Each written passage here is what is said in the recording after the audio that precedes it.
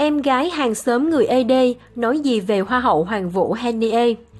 Theo em gái và hàng xóm, tân Hoa hậu Hoàng vũ Việt Nam Henie từng phải đi làm thuê chăn bò để trang trải việc học. Ngày 7 tháng 1, phóng viên đã đến gia đình Hoa hậu Hoàng vũ Việt Nam Henie ở Buôn Sức Mơ Đưng, xã Cư Xuê, huyện Cư Mờ Ga, Đắk Lắk. Dọc theo con đường vào nhà Henie, rất nhiều người bàn tán về khoảnh khắc đăng quang của cô gái ED. Gia đình của tân Hoa hậu Hoàng vũ là người ED. Trong khuôn viên căn nhà khá khang trang của Hoa hậu, còn có căn nhà cấp 4 được gia đình xây hơn 7 năm trước. Trao đổi với phóng viên, chị Minie, em gái của Henie cho biết bố mẹ đi cổ vũ cho chị gái chưa về. Từng đi chăn bò, hái cà phê. Theo Min, tối qua có nhiều người thân, hàng xóm đến cùng xem chương trình chung kết Hoa hậu Hoàng vũ Việt Nam. Giây phút Henie đăng quang, tất cả mọi người cùng hò hét, đứng lên ăn mừng. Min cho biết trong gia đình chị có 6 anh chị em. Hen là con gái thứ 3 trong nhà. Do hoàn cảnh kinh tế khó khăn nên thời đi học, chị Hen phải làm nhiều việc như hái cà phê, chăn bò để phụ giúp gia đình trang trải cuộc sống. Hồi cấp 3, bố mẹ từng nói chị Hen nghỉ học cưới chồng, nhưng chị ấy nhất quyết không chịu, Min kể. Minie cho biết sau khi tốt nghiệp cấp 3, Henie học năm đại học dự bị tại Nha Trang, rồi vào thành phố Hồ Chí Minh học cao đẳng kinh tế đối ngoại. Để có tiền đi học, chị Henie phải làm theo nhiều việc trang trải việc học hành và cuộc sống tại Sài Gòn, em gái Hoa hậu tâm sự. Sau khi ra trường, Henie ở lại thành phố Hồ Chí Minh và làm người mẫu. Đến lúc này cuộc sống của chị mới tạm ổn định và phụ giúp được nhiều cho gia đình. Chị Minie nói thêm. Theo em gái của tân Hoa hậu Hoàng vũ, Henie là một con người mạnh mẽ, không bao giờ gục ngã trước khó khăn của cuộc sống. Cô luôn lạc quan, tiếp tục phấn đấu và học hỏi.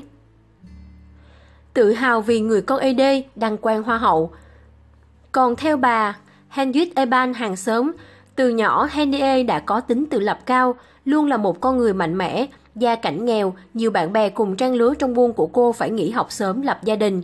Nhưng Henie vẫn theo đuổi con đường học vấn để có cơ hội bước ra khỏi buôn nghèo. Trước cũng có một cô gái ED đi thi Hoa hậu nhưng không được giải. Không ngờ Henie lần đầu đi thi lại đăng quang, cả làng bây giờ ai cũng mừng bàn tán về chuyện này.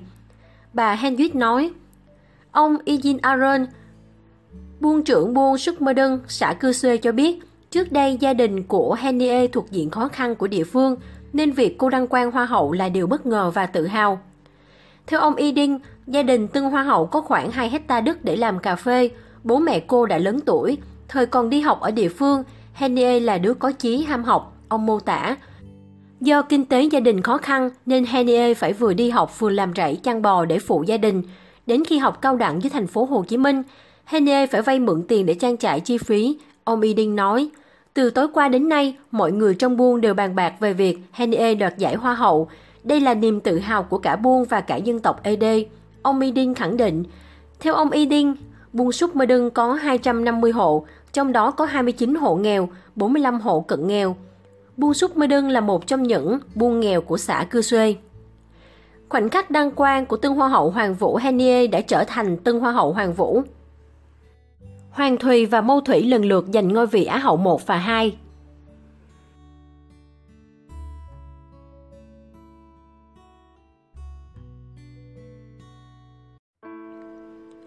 Hết bị bố mẹ bắt lấy chồng sớm, tân Hoa hậu còn bị người dạy catwalk phân biệt đối xử vì nghèo.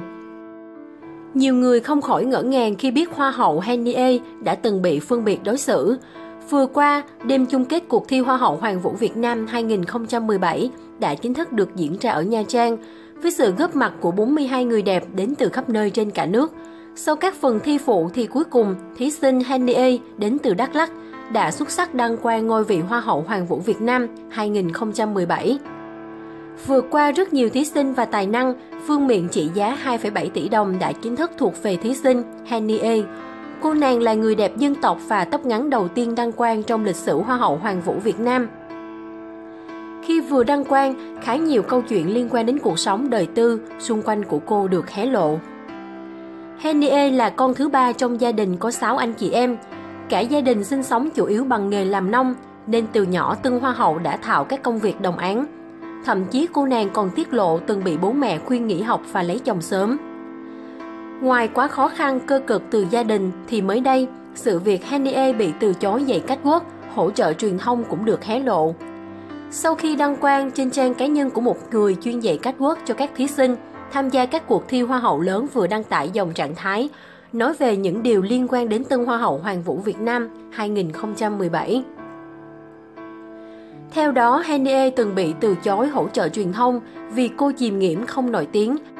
Thậm chí người này còn cho rằng cô hiền lành khờ khạo lại lem luốc vài chân quê.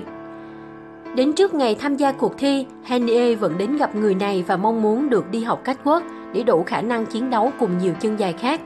Chính vì sự ham học hỏi của cô mà người dạy đã đồng ý và chỉ nhận số tiền tượng trưng là 300 một buổi cho 2 tiếng dạy. Không những thế, người này còn ép Henie cắt tóc trước thềm sơ khảo.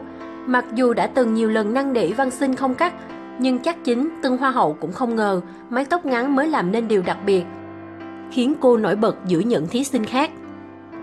Được biết do nhà quá nghèo nên để trang trải học phí, Henie đã từng mưu sinh bằng nhiều công việc làm thêm, có cả làm giúp việc cho gia đình khá giả trong vòng 1 năm.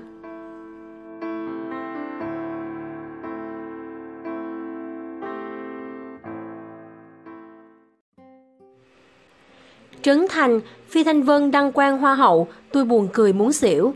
Tôi muốn tâm sự với các bạn câu chuyện làm clip nhái giọng của Phi Thanh Vân. Chúng tôi là bạn, Phi Thanh Vân không buồn chuyện đó, cô ấy vui tính, nên lúc làm Hoa hậu tôi buồn cười muốn xỉu, Trấn Thành bày tỏ. Là danh hài nổi tiếng, Trấn Thành luôn biết cách tạo 10 thang thuốc bổ cho mọi người, từ sân khấu đến đời thường. Thời gian gần đây, danh hài họ Huỳnh khiến người hâm mộ chào thua khi liên tục bày chiêu trò trôn đẹp đồng nghiệp.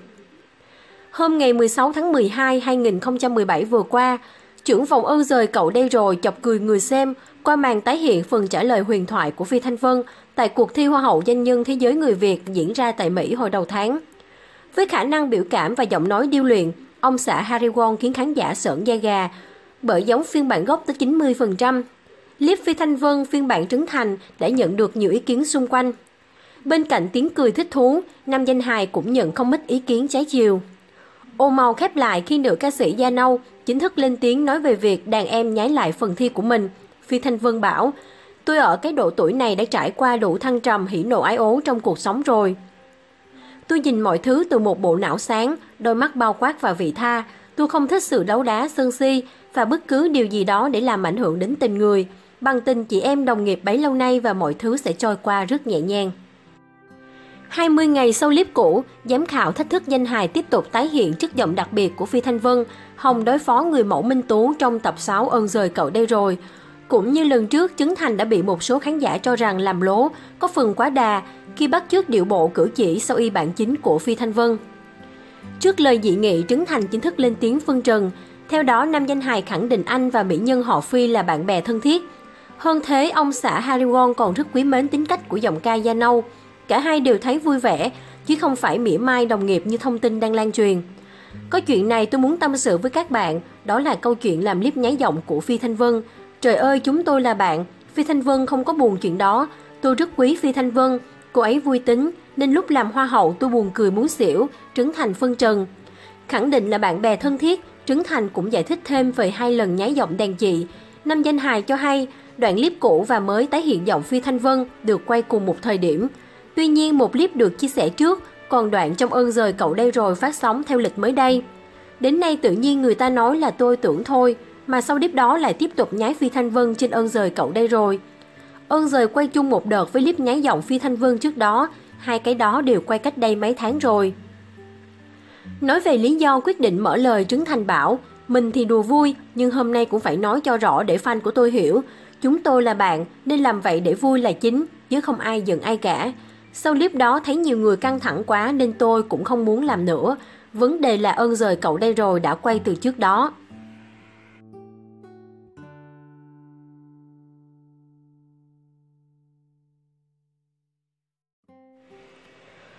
Quá khứ này ai còn nhớ không? Á hậu 2 từng là giám khảo chấm điểm tân Hoa hậu Hoàn vũ Henie. Rất nhiều chi tiết thú vị được người hâm mộ soi ra sau khi ngôi vị Hoa hậu Hoàn vũ Việt Nam 2017 tìm được chủ nhân của mình. Henie đăng quang ngôi vị tân Hoa hậu Hoàn vũ Việt Nam 2017. Tối ngày 6 tháng 1, Cuối cùng, danh hiệu Hoa hậu Hoàn vũ Việt Nam 2017 đã tìm được chủ nhân mới của mình. Thật bất ngờ khi không phải Hoàng Thùy hay Mâu Thủy, vương miện danh giá nhất đã thuộc về Henie, thí sinh đến từ Đắk Lắk và là người dân tộc ED. Henie cũng chính là người đẹp dân tộc đầu tiên đăng quang ngôi vị cao nhất trong lịch sử hai cuộc thi Hoa hậu lớn nhất tại Việt Nam. Bên cạnh đó, ngôi vị Á hậu 1 và Á hậu 2 cũng lần lượt gọi tên Hoàng Thùy và Mâu Thủy. Song người hâm mộ lại vô tình phát hiện ra một chi tiết thú vị liên quan đến top 3 chung cuộc Hoa hậu Hoàn vũ Việt Nam 2017 này. Đó chính là Á hậu 2 Mâu Thủy, từng làm giám khảo chấm điểm cho Hoa hậu Henie tại một cuộc thi trước đó. Cụ thể, tại cuộc thi Người mẫu Việt Nam 2015, Henie đã tham dự với tư cách thí sinh, trong khi đó Mâu Thủy được chọn làm giám khảo vòng sơ tuyển cuộc thi.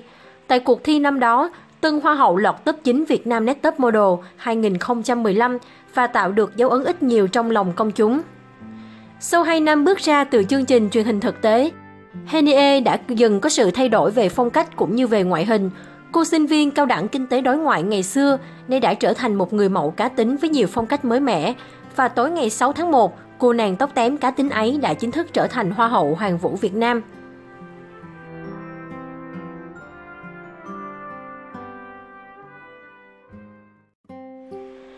Khoảnh khắc đắt giá nhất của Phạm Hương sau khi trao vương miện tân Hoa hậu Hoàn vũ Việt Nam.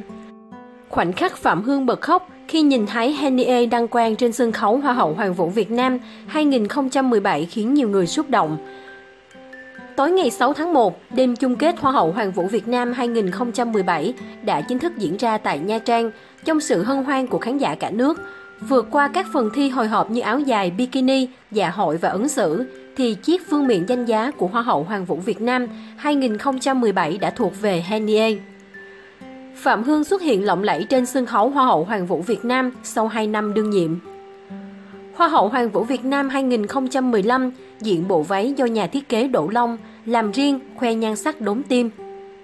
Phạm Hương cho biết trong suốt 2 năm đương nhiệm, cô đã vượt qua mọi sóng gió, thậm chí che đi những góc khuất mà công chúng không hề biết. Nguyện vọng lớn nhất của Phạm Hương là sẽ đưa gia đình đến xem giây phút cô trao lại vương miện cho tân Hoa hậu, nhưng điều đó không trọn vẹn khi thiếu người bố. Phạm Hương cho biết đây là điều tiếc nuối nhất của cô trong lúc còn đương nhiệm, bố mất khiến cô thấy cuộc đời chưa thực sự hoàn hảo. Khoảnh khắc đầy xúc động khi Hoa hậu Phạm Hương chuyển giao chiếc vương miện cho Henie, tân Hoa hậu Hoàn vũ Việt Nam 2017. Bên cạnh những khoảnh khắc chuyển giao đó, chúng tôi còn ghi lại được một khoảnh khắc đắt giá trước sự đăng quang của Hoa hậu Hoàn vũ Việt Nam 2017. Dường như khi trao lại trọng trách cao cả cho Henie và chứng kiến sự đăng quang đó đã làm cho Hoa hậu quốc dân vô cùng xúc động mà lặng lẽ khóc phía sau cánh gà. Hình ảnh đẹp tựa sương mai ước lệ của Hoa hậu Phạm Hương khi đứng sau cánh gà nhìn Henie đăng quang khiến nhiều người xúc động.